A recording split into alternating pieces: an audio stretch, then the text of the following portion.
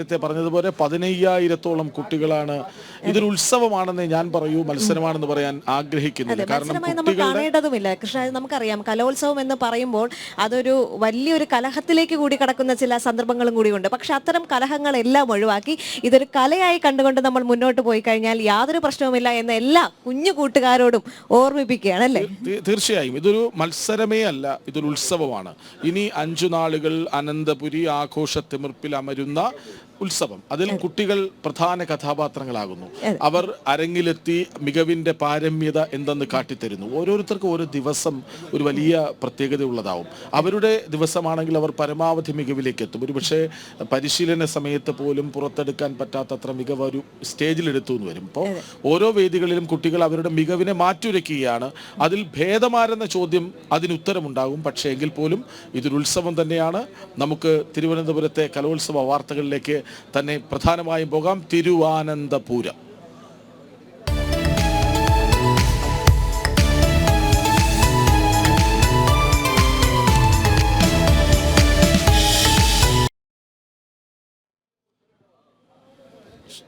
അറുപത്തിമൂന്നാമത് സംസ്ഥാന സ്കൂൾ കലോത്സവത്തിന് 9 മണിക്ക് പതാക ഉയരും. 10 മണിക്ക് മുഖ്യമന്ത്രി പിണറായി വിജയൻ ഉദ്ഘാടനം ചെയ്യും.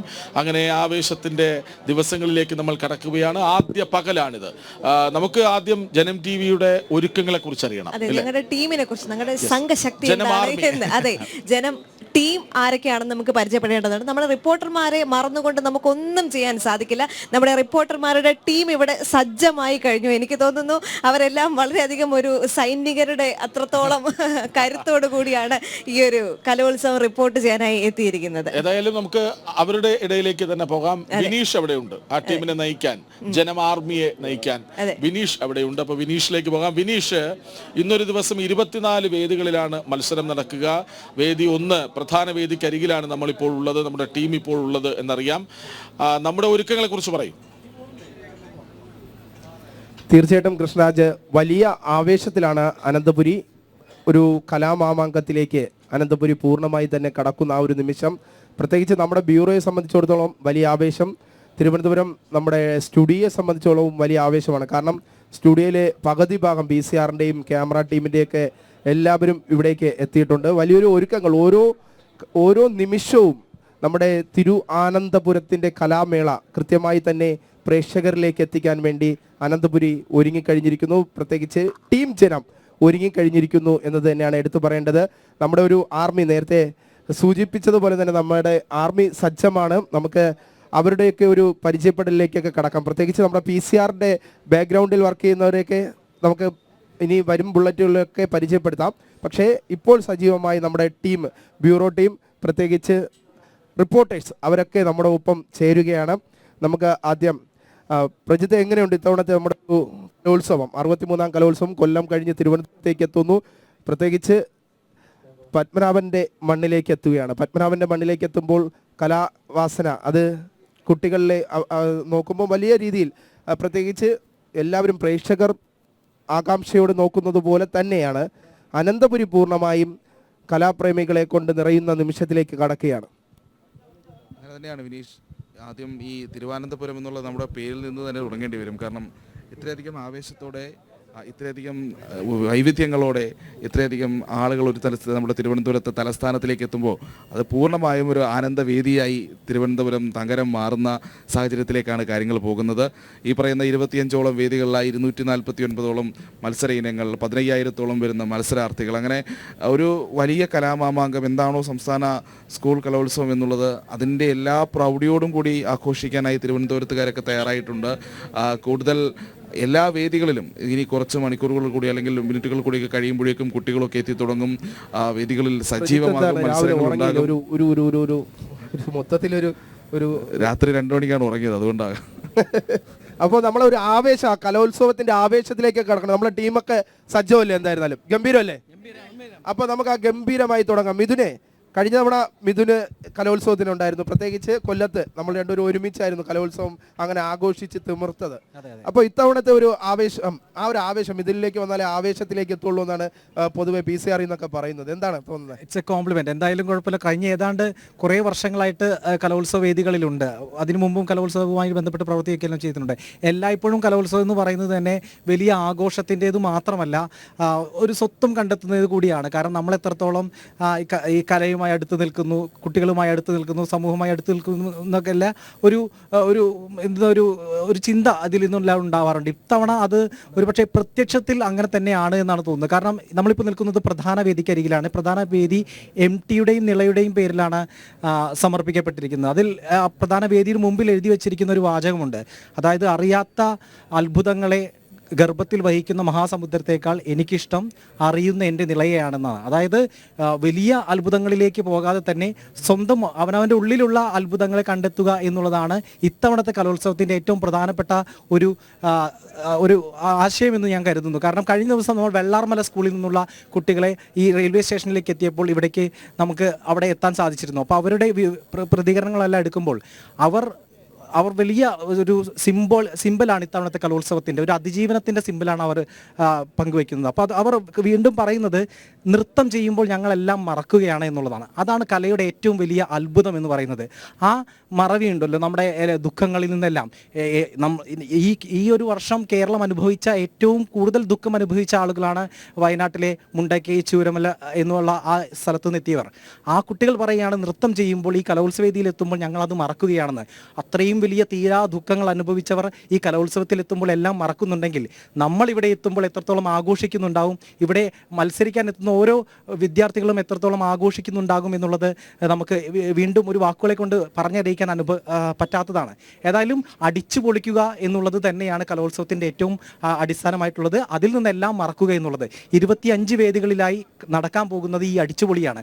ഇതെല്ലാം തത്സമയം എത്തിക്കുക, അവർക്കൊപ്പം അടിച്ചു പൊളിക്കുക എന്നുള്ളതാണ് നമ്മുടെ ടീമിൻ്റെ ലക്ഷ്യം. അത് അതിഗംഭീരമായി തന്നെ നൽകും. ഇന്നിപ്പോൾ 10 മണിയോടുകൂടി ഈ പ്രവർത്തനം, അതായത് ഈ ഉദ്ഘാടനം ആരംഭിച്ചു കഴിഞ്ഞാൽ മുഖ്യമന്ത്രി ഉദ്ഘാടനം ചെയ്തു കഴിഞ്ഞാൽ 24 വേദികളും സജീവമാവുകയാണ്. പല പല കലാരൂപങ്ങൾ, അവ മത്സരത്തിൻ്റെതായിട്ടുള്ള വീറും വാശിയും ഉണ്ടെങ്കിൽ പോലും ആസ്വാദനത്തിൻ്റെയും ആഘോഷത്തിൻ്റെയും ഒരു വശം കൂടിയുണ്ട്. ആ വശങ്ങളെല്ലാം തന്നെ നമ്മൾ പ്രേക്ഷകരിലേക്ക് എത്തിക്കുമെന്നുള്ള കാര്യത്തിൽ തീർച്ചയാണ്. അതിനുള്ള എല്ലാ സജ്ജീകരണവും നമ്മൾ പൂർത്തിയാക്കിയിട്ടുണ്ട്. ഏതായാലും സജ്ജീകരണങ്ങളെ കൊണ്ട് വീണ്ടും വീണ്ടും പറഞ്ഞ് ഞങ്ങൾ ഇതാണെന്നല്ല പറയുക. പക്ഷേ ഇനിയുള്ള ഓരോ നിമിഷവും പ്രേക്ഷകർക്ക് അത് കാണാൻ കഴിയും. ഓരോ വേദിയിൽ നിന്നും അതിൻ്റെ കലോത്സവത്തിൻ്റെയും വിദ്യാർത്ഥികളുടെയും യുവതയുടെയും കൗമാരത്തിൻ്റെയും എല്ലാം ആ ഒരു ചുറുചുറുക്ക് നമ്മുടെ റിപ്പോർട്ടിങ്ങുകളിൽ ഉണ്ടാകും, നമ്മുടെ വാർത്തകളിൽ ഉണ്ടാകും എന്നുള്ള ഉറപ്പ് മാത്രം നമുക്കിപ്പോൾ ഈ ആദ്യ നിമിഷങ്ങളിൽ പറയാൻ കഴിയുക. തീർച്ചയായിട്ടും നല്ല വൈബ്രന്റ് ആയിട്ടുള്ള കുറെ ടീംസാണ് നമ്മളോടുള്ളത്. പ്രത്യേകിച്ച് ടിൻഡുവിനെ കുറിച്ച് പറയേണ്ടതില്ല. നമ്മുടെ സ്റ്റുഡിയോയിലൊക്കെ നമ്മൾ പോകുന്ന സമയത്ത് പേര് തന്നെ ഒരു വൈബിലാണ്. ടിൻഡു എന്താ ടിൻഡു, ഈ പേരിന് എങ്ങനെയെങ്കിലും എന്തെങ്കിലും പ്രത്യേകതകളുണ്ടോ? അല്ലെങ്കിൽ ഈ പേര് ടിൻഡു എന്നുള്ള പേരുണ്ടായതുകൊണ്ടുള്ള ഗുണം എന്താണ്? സത്യം പറഞ്ഞാൽ എൻ്റെ പേര് ടിൻഡു എന്നല്ലായിരുന്നു. എൻ്റെ പേര് അഞ്ജലി ദാസ് എന്നായിരുന്നു. വളരെ കഷ്ടപ്പെട്ട് എൻ്റെ അച്ഛന് ടി വരുന്നൊരു പേര് വേണമായിരുന്നു. അങ്ങനെ ഞാൻ 1ാം ക്ലാസ്സിൽ പഠിക്കുമ്പോൾ അച്ഛൻ കൊണ്ടുപോയി മാറ്റിയതാണ്, ടിൻഡു ദാസ് എന്നാക്കി. പക്ഷെ എനിക്ക് ഇഷ്ടം ടിൻഡു ദാസ് എന്ന് വിളിക്കുന്നതാണ്. പക്ഷെ എന്നെ ആരും വിളിക്കില്ല, ടിൻഡു എന്ന് വിളിക്കും. അപ്പോൾ അങ്ങനെ എൻ്റെ പേര് മാറിയാലും വളരെ മനോഹരമായിട്ട് വലിയ വെയിറ്റ് അല്ലേ അഞ്ജലി ദാസ്, അതൊരു പേരാണ്. പക്ഷെ മാറ്റി ടിൻഡു ദാസ് ആക്കി. അതൊരു കലോത്സവ അനുഭവങ്ങൾ എന്തെങ്കിലും ഉണ്ടോ? കലോത്സവ അനുഭവങ്ങൾ സത്യം പറഞ്ഞാൽ എനിക്ക് കലോത്സവം നിർബന്ധം. ഞാൻ സബ് ജില്ല വരെ പോയിട്ടുള്ളൂ, അതിനപ്പുറം പോവാൻ അനുവദിച്ചിട്ടില്ല.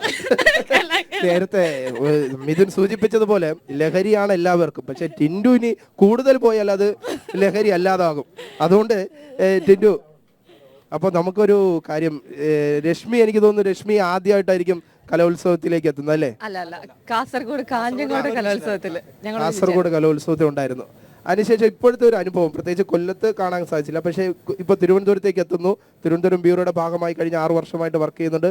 അപ്പോൾ സ്വാഭാവികമായിട്ട് തിരുവനന്തപുരത്തേക്ക് എത്തുമ്പോൾ ഒരു മനസ്സിലെ ഫീൽ എന്താണ്? പ്രത്യേകിച്ച് കലയുടെ ലഹരിയിലേക്ക് അനന്തപുരി കടക്കുകയാണ്. ഏഷ്യയിലെ തന്നെ ഏറ്റവും വലിയ കൗമാര കലാമേളയാണ് അല്പസമയത്തിനകം തുടങ്ങുന്നത്. വലിയ സന്തോഷമുണ്ട്, കാരണം ഞാനിത് 2ാമത്തെ തവണയാണ്. ആദ്യം കാഞ്ഞങ്ങാട്, കാസർഗോഡുള്ള കാഞ്ഞങ്ങാട് കലോത്സവത്തിന്റെ ഭാഗമായിരുന്നു. അപ്പോൾ അതിനുശേഷം പിന്നീട് എൻ്റെ 2ാമത്തെ കലോത്സവമാണ്. ഏതായാലും തകർക്കാൻ തന്നെയാണ് ഉദ്ദേശം.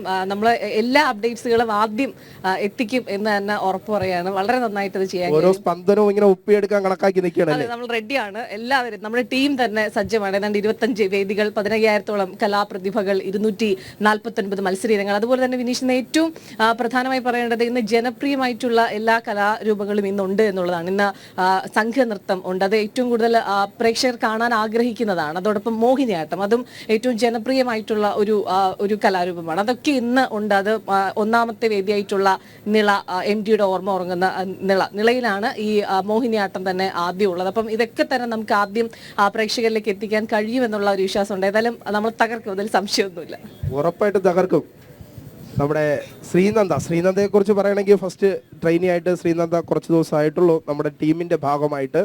എന്തായിരുന്നാലും ശ്രീനന്ദ ഒരു ഫസ്റ്റ് എക്സ്പീരിയൻസിലേക്ക് പോവുകയാണ്. ഇത്തവണ നമ്മൾ തകർത്ത് പൊളിച്ചടുക്കുകയല്ലേ? തീർച്ചയായിട്ടും എൻ്റെ ഫസ്റ്റ് എക്സ്പീരിയൻസ് ആണ്. അപ്പോൾ എനിക്ക് എങ്ങനെയാണ് ഞാൻ കേട്ടിട്ടുള്ള ഇതേ ഉള്ളൂ. പക്ഷെ എനിക്ക് എന്തായാലും ഇപ്രാവശ്യം തകർക്കണം. നമ്മൾ തകർക്കും, നമ്മളെ ടീം പൊളിച്ചടുക്കും ഇപ്രാവശ്യം ഉറപ്പായിട്ടും. ഓക്കെ, മനോജ് ഇന്നലെ മുതൽ കൊല്ലത്തുനിന്ന് നേരെ വണ്ടി പിടിച്ച് ഇങ്ങോട്ട് വന്നു. ഇന്നലെ മുതൽ തന്നെ പ്രത്യേകിച്ച് നമ്മുടെ കലോത്സവത്തിന്റെ പാക്കേജുകളൊക്കെ ചെയ്തു തുടങ്ങി, നമ്മുടെ സ്റ്റോറീസ് ഒക്കെ ചെയ്തു തുടങ്ങി, ഡെവലപ്പ് ചെയ്യും. അപ്പോൾ ആദ്യത്തെ ഒരു പൾസ് എങ്ങനെയാണ്? നമ്മൾ ഫസ്റ്റ് സ്റ്റോറി എടുക്കാൻ പോയപ്പോൾ ഒരു ഫീൽ എങ്ങനെയായിരുന്നു? തീർച്ചയായും ഈ കലോത്സവത്തിനെ സംബന്ധിച്ചിടത്തോളം അനന്തപുരി ഇപ്പോൾ ഒരുങ്ങിക്കഴിഞ്ഞു. മുഴുവനായും ഇവിടെ എത്തുന്ന മത്സരാർത്ഥികളെ വരവേൽക്കാൻ വേണ്ടി ഈ കലാപ്രേമികളും അതോടൊപ്പം തന്നെ പുറത്തുള്ള കച്ചവടക്കാരുൾപ്പെടെ ഒരുങ്ങിക്കഴിഞ്ഞു എന്നുള്ളതാണ് നമുക്ക് മനസ്സിലാക്കാൻ സാധിച്ചത്. കഴിഞ്ഞ ദിവസം ഈ സ്വർണ്ണ കപ്പ് ഇങ്ങോട്ടേക്ക് എത്തിയപ്പോൾ ഉള്ള ഒരു ആവേശം നമ്മൾ കണ്ടതാണ്. ആ ദിവസം തന്നെ, കഴിഞ്ഞ ദിവസം തന്നെ അവിടെ മുഴുവനും ഒരു ഉത്സവ പറമ്പായി മാറുന്ന ഒരു കാഴ്ച നമ്മൾ കണ്ടു. ഇനി വരുന്ന ഓരോ ദിവസവും ഇത് തന്നെയാണ്. ഈ ഒരു 5 ദിവസവും ഈ അനന്തപുരിക്ക് ഉറക്കമില്ലാത്ത നാളുകൾ കൂടെയാണ്. കാരണം രാത്രിയും അങ്ങനെ മത്സരങ്ങൾ രാവിലെയുമുണ്ട്. എല്ലാ വേദികളും സജീവമായി തന്നെ അങ്ങനെ തുടരുകയാണ്. അതോടൊപ്പം തന്നെ മറ്റൊരു പ്രത്യേകത, ഇത്തവണത്തെ ഈ ഒരു കലോത്സവം അതിൽ ഗോത്രകലകളെ കൂടെ ഉൾപ്പെടുത്തിയിട്ടുണ്ട്. പണി നൃത്തം പോലെയുള്ള ഗോത്രകലകളെ കൂടെ ഉൾപ്പെടുത്തിയിട്ടുണ്ട് എന്നുള്ളതാണ്. അപ്പോൾ പല ഇനങ്ങളിലായി 249ഓളം ഇനങ്ങളുണ്ട്. അതൊക്കെ എങ്ങനെ ഓരോ വേദികളിലും സജീവമാകുമ്പോൾ അനന്തപുരിയിലെ ഈ ഒരു നഗരത്തിലെത്തുന്ന ജനതയും അവരും ഈ കലാമേളയുടെ ഒപ്പം തന്നെ അങ്ങ് സഞ്ചരിക്കുകയാണ്. എന്തായാലും ഈ ദിവസങ്ങളിലൊക്കെ നമുക്ക് ഈ തുടക്കം തന്നെ നമുക്കറിയാം, ഉദ്ഘാടനം 10 മണിക്ക് നടക്കുന്നു. അതിനുശേഷം നടക്കുന്ന നൃത്താവിഷ്കാരം, അതോടൊപ്പം തന്നെ ഈ സംഘനൃത്തം നടത്തുന്നത് വെള്ളാർമലയിലെ വിദ്യാർത്ഥികളാണ്. ആ സംഘനൃത്തത്തോടെയാണ് തുടങ്ങുന്നത്. അതൊക്കെ തന്നെ ഒരു അതിജീവന സന്ദേശം കൂടെ നൽകിക്കൊണ്ടാണ്, പോസിറ്റീവ് വൈബ് പൂർണ്ണമായും നൽകുകയാണ് അല്ലേ? പ്രത്യേകിച്ച് കലയിൽ അത്തരത്തിലൊരു പോസിറ്റീവ് എനർജി തന്നെ ഇവിടെ എത്തുന്നവർക്ക് എല്ലാവർക്കും നൽകിക്കൊണ്ടൊരു തുടക്കമാണ്. എന്തായാലും വരുന്ന ഓരോ ദിവസത്തെയും ഇത്തരത്തിലുള്ള വാർത്തകളും അതോടൊപ്പം തന്നെ അവരുടെ ആ ഒരു ആവേശമൊക്കെ നമുക്ക് അതേപടി തന്നെ പ്രേക്ഷകരിലേക്ക് എത്തിക്കാൻ സാധിക്കുമെന്നുള്ള ഒരു ഊർജ്ജത്തോടു കൂടി തന്നെയാണ് എല്ലാവരും ഇവിടെ നിൽക്കുന്നത്. ശാലിനിയിലേക്ക് പോകുമ്പോൾ ശാലിനി നമ്മുടെ IFF ഒക്കെ കഴിഞ്ഞ് അങ്ങനെ തിരുവനന്തപുരം മൊത്തത്തിലൊന്ന് ഇളകി മറിഞ്ഞൊക്കെ നിൽക്കുകയാണ്. ആ ഒരു സാഹചര്യത്തിലാണ് പ്രത്യേകിച്ച് ഇപ്പോൾ കലോത്സവം കൂടി എത്തുന്നത്. ഈ കലോത്സവം എത്തുന്ന സമയത്ത് ശാലിനി ഭയങ്കര ട്രെൻഡി ആയിട്ടൊക്കെയാണ് വന്നിരിക്കുന്നത്. എന്താണ് പ്രത്യേകത? ട്രെൻഡിനൊപ്പം മാറുക എന്നുള്ളതാണ്. തലസ്ഥാനം എന്ന് പറയുമ്പോൾ നമ്മൾ എല്ലാ ആഘോഷങ്ങളെയും ഒരുപോലെ സ്വീകരിക്കുന്നതാണ്. അതിപ്പോൾ കലോത്സവം ആയിക്കോട്ടെ, ചലച്ചിത്രമേള ആയിക്കോട്ടെ, എന്തായിക്കോട്ടെ, നമ്മൾ ആ വൈബിനൊത്ത് നിൽക്കുന്ന ആൾക്കാരാണ്. അപ്പം ആ വൈബിനൊത്ത് ഇനിയുള്ള രാപ്പകലുകൾ ജനം കുടുംബം നീങ്ങാൻ പോവുകയാണ്.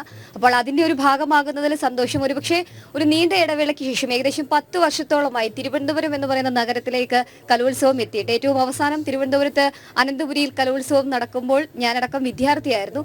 ഇന്ന് അതിന്റെ ഭാഗമായി റിപ്പോർട്ട് ചെയ്യാൻ എത്തുമ്പോൾ അതിന്റെ ഒരു സന്തോഷമുണ്ട്. അന്ന് പുത്തരിക്കണ്ടം മൈതാനമായിരുന്നു 1ാം വേദിയെങ്കിൽ ഇന്നത് മാറി സെക്രട്ടേറിയറ്റിന് തൊട്ട് സമീപത്തെ MDയുടെ ഓർമ്മകൾ ഉറങ്ങുന്ന നിള എന്ന പേരിൽ അറിയപ്പെടുന്ന സെൻട്രൽ സ്റ്റേഡിയത്തിലാണ് നമ്മൾ നിൽക്കുന്നത്. എന്തായാലും കലയുടെ പൂരം കൊടിയേറാൻ ഇനി കുറച്ച് നിമിഷങ്ങൾ മാത്രമേ ഉള്ളൂ. 9 മണിയോടുകൂടി DG നമുക്ക് തൊട്ടു പിന്നിലായി കാണുന്ന കൊടിമരത്തിൽ പതാക ഉയർത്തുന്നതോടുകൂടി ഔദ്യോഗികമായി മേള തുടങ്ങാൻ പോവുകയാണ്. അതിന് തൊട്ടു പിന്നാലെ മുഖ്യമന്ത്രി അടക്കമുള്ളവർ ഈ വേദിയിലേക്ക് എത്തും. 10 മണിക്ക് ഔദ്യോഗികമായി കലാമാമാങ്കം തുടങ്ങും. എന്നെ ആകർഷിക്കുന്നത് വിനീഷ്, ഒരുപക്ഷെ നീണ്ട ഇടവേളയ്ക്ക് ശേഷം തലസ്ഥാന നഗരിയിലേക്ക് സ്വർണ്ണക്കപ്പ് എത്തുമ്പോൾ ഒരുപാട് ചരിത്രമുണ്ട്. സ്വർണ്ണക്കപ്പിനെ സംബന്ധിച്ചിടത്തോളം എന്ത് ഈ സ്വർണ്ണ കപ്പ്. നമ്മൾ പലപ്പോഴും കേട്ടിട്ടുള്ളത് കലാകിരീടം കിട്ടുന്ന ജില്ലയ്ക്ക് സ്വർണ്ണ കപ്പ് കിട്ടുന്നു, അത് ട്രഷറിയിൽ കൊണ്ടുവന്ന് സൂക്ഷിക്കുന്നു. എന്തിനത്രയും വലിയ കപ്പ്?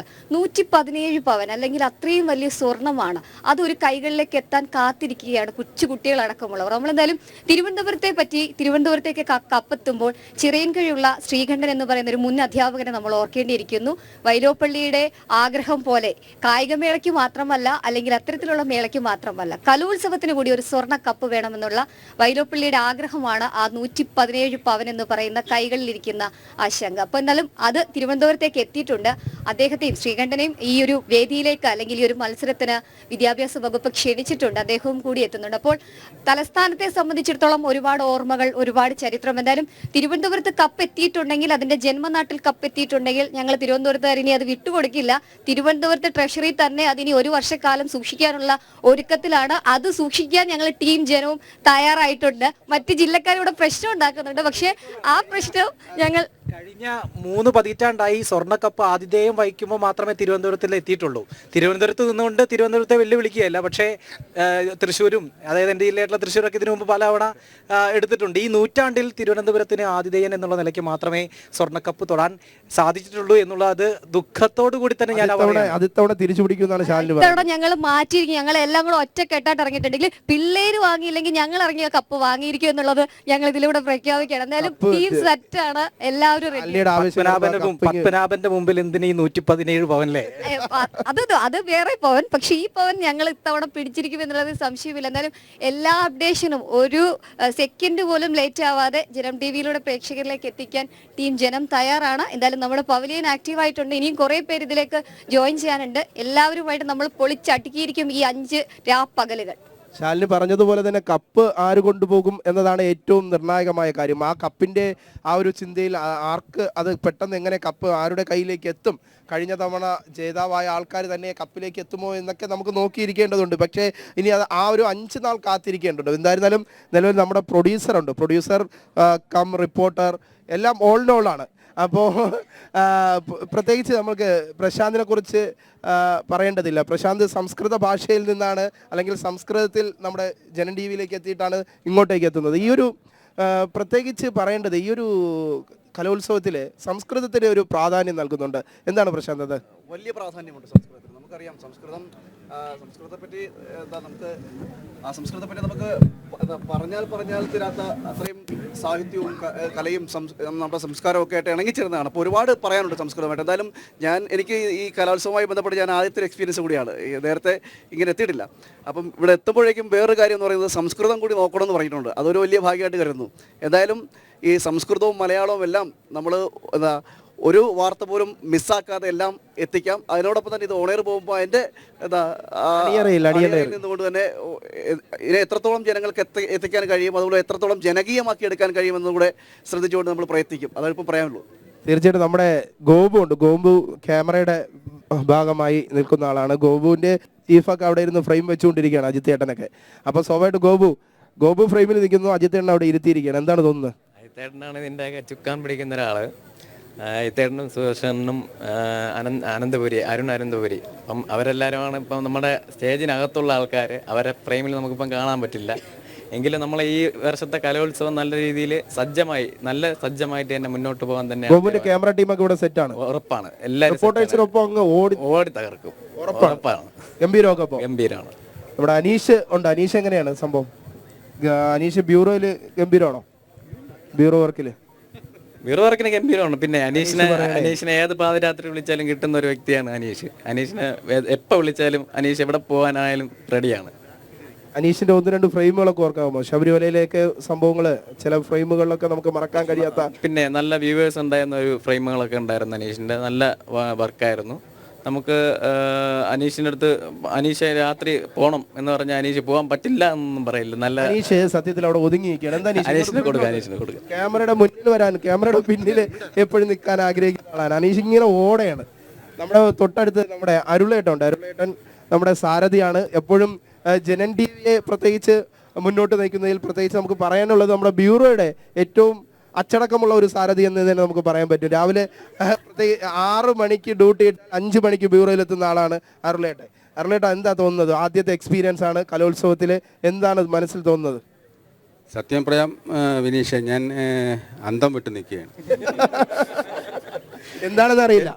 എൻ്റെ ആദ്യത്തെ അനുഭവമാണ് ഇത്. കാരണം വെച്ച് കഴിഞ്ഞാൽ എനിക്കറിയില്ല, നമ്മളെ കുഞ്ഞുമക്കളെല്ലാം പുലികളാണ് കേട്ടോ.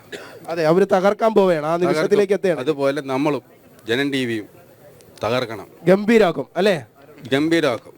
അപ്പോൾ ഒപ്പം നമ്മുടെ മറ്റൊരു സാരഥിയുണ്ട്, നമ്മുടെ അഖിലേഷിനെ സംബന്ധിച്ചിടത്തോളം ഒരു ആർട്ടിസ്റ്റ് ഒക്കെയാണ് അഖിലേഷ്. അങ്ങനെയൊക്കെ അഭിനയിക്കുന്ന ആളാണ്, ആ എക്സ്പ്രഷൻസ് ഒക്കെ അങ്ങനെ വാരി വിതറുന്ന ആളാണ്. അഖിലേഷ്, എങ്ങനെയുണ്ട്? ഫസ്റ്റ് ആണോ കലോത്സവത്തിന്റെ ഭാഗമാകുന്നത്? നമ്മൾ പൊളിയല്ലേ, നമ്മൾ രാവിലെ മുതലേ എല്ലാ സജ്ജീകരണവും ഫുൾ ക്രൂ ഇവിടെ ഉണ്ട്. പിന്നെ ബാക്കി എല്ലാവരും അടുത്ത് എന്ത് പുതിയ വെറൈറ്റി സാധനങ്ങൾ ചെയ്യാന്നുള്ള പ്രിപ്പറേഷനിലാണ് റിപ്പോർട്ടർമാരും ബാക്കി എല്ലാവരും. അപ്പോൾ അവർക്കെല്ലാം പൊളിച്ച് ഈ കലോത്സവം പൊളിയായി ജനം ടി വിക്ക് ഒരു പുത്തൻ സംഭവമായി മാറട്ടെ എന്ന് എല്ലാവിധ ആശംസകളും റിപ്പോർട്ടർമാർക്ക്, ബാക്കിയുള്ള നമ്മളെല്ലാ ക്രൂവിനും ആശംസകളോടൊപ്പം സ്റ്റിയറിംഗ് പിടിക്കാൻ തയ്യാറായിരിക്കുന്നു അല്ലെ? കുട്ടികൾക്കും ആശംസകൾ അല്ലെ? വലിയ പ്രതീക്ഷയിലാണ് കൗമാരക്കല അല്ലെങ്കിൽ കൗമാരത്തിന്റെ ആ മാമാങ്കത്തിനായി പൂർണ്ണമായും അനന്തപുരി ഒരുങ്ങി നിൽക്കുകയാണ്. ഇനി നിമിഷങ്ങൾക്കകം തന്നെ, പ്രത്യേകിച്ച് 9 മണിയോടുകൂടി തന്നെ ഞാൻ നിൽക്കുന്ന ഈ ഒരു സ്ഥലത്തിന്, നമ്മൾ നിൽക്കുന്നത് പ്രധാന വേദിയാണ്, 1ാമത്തെ വേദിയാണ്. ആ 1ാമത്തെ വേദിക്ക് മുൻഭാഗത്തായി പ്രത്യേകിച്ച് എടുത്തു പറയേണ്ടത് അവിടെ ഒരു വയലിനുണ്ട്. ആ വയലിൽ നിന്നാണ് പ്രത്യേകിച്ച് അതിൽ നിന്നാണ് കൊടി ഉയർത്തുന്നത്. DG ആണ് കൊടി ഉയർത്തുന്നത്. അതോടുകൂടി കൗമാര മാമാങ്കത്തിന് തുടക്കം കുറിക്കും. പ്രത്യേകിച്ച് വേറെ എന്തെങ്കിലും നമുക്ക് പ്രേക്ഷകരിലേക്ക് എത്തിക്കാനോ പറയാനോ? പ്രത്യേകിച്ച് നമ്മൾ ഏറ്റവും പ്രധാനപ്പെട്ടത്, നമ്മൾ ഈ ഉദ്ഘാടനത്തിന് ശേഷം എല്ലാ വേദികളും സജീവമാകുന്നു. നേരത്തെ പറഞ്ഞ പോലെ കലോത്സവത്തിൽ, സംസ്ഥാന കലോത്സവത്തിൽ ആദ്യമായി എത്തുന്ന ചില കലാരൂപങ്ങളുണ്ട്, അതെല്ലാം കൂടി സജീവമാകുന്നു. ഏറ്റവും പ്രധാനപ്പെട്ടത് ഈ ഏറെ വിവാദങ്ങളൊക്കെ ഉണ്ടായിരുന്ന കഴിഞ്ഞ 2 വർഷങ്ങൾക്ക് മുമ്പുണ്ടായിരുന്നു നമ്മുടെ പഴയിടം മോഹനൻ നമ്പൂതിരി ഭക്ഷണം ഒരുക്കുന്നതുമായി ബന്ധപ്പെട്ടും അതുപോലെ തന്നെ ഈ നോൺ വെജ് വിളമ്പുന്നതുമായി ബന്ധപ്പെട്ടുള്ള വിവാദങ്ങളൊക്കെ ഉണ്ടായിരുന്നു. 2 വർഷം കഴിഞ്ഞിട്ടും ഈ കലോത്സവ വേദിയിലേക്ക് നോൺ വെജ് എത്തിയിട്ടില്ല. ഇപ്പോഴും പഴയതുപോലെ തന്നെ നടക്കുന്നു. പഴയതുപോലെ തന്നെ എന്ന് മാത്രമല്ല, അതിൽ കൂടുതൽ വ്യത്യസ്തതയോടുകൂടി. കാരണം ഈ മത്തങ്ങ കൊണ്ടൊക്കെ പായസം വെച്ച് കളയുന്ന ആളാണ് അദ്ദേഹം. അപ്പോൾ അതുകൊണ്ട് ഈ ഒരു കലോത്സവത്തിൽ ഓരോ ദിവസവും എന്തെല്ലാം പായസങ്ങളാണ് വിളമ്പാനിരിക്കുന്നത് എന്നെല്ലാം അത്ഭുതത്തോടു കൂടി കാത്തിരിക്കുകയാണ്. കാരണം വിശന്നു തുടങ്ങി, രാവിലെയുള്ള വിശപ്പിലേക്ക് കടക്കുകയാണ് അല്ലേ? തീർച്ചയായിട്ടും. അപ്പോ നേരത്തെ ഒരു കാര്യം പറഞ്ഞിരുന്നു, വയലിൻ എന്നൊക്കെ പറഞ്ഞ ആ ഒരു കിളി പോകുന്ന വാക്ക് പറഞ്ഞിരുന്നു. പക്ഷേ ക്ഷമിക്കുക, ആ വയലിനല്ല, വീണയാണ്.